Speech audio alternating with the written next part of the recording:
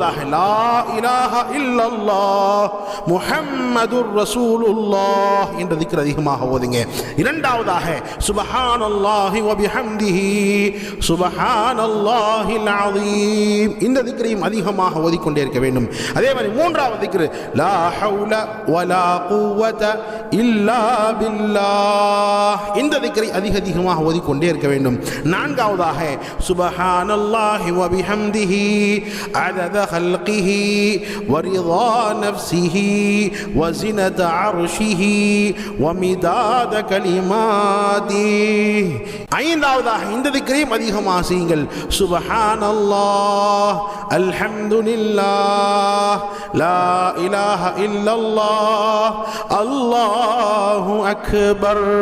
அதிகமாக திக்ர் செய்ய செய்ய அல்லாஹ் ஜல்ல ஷானு தஆலா நம்முடைய உள்ளத்திற்கு நம்முடைய மனதிற்கு அல்லாஹ் நிம்மதியை ஏற்படுத்தி தருகிறான்.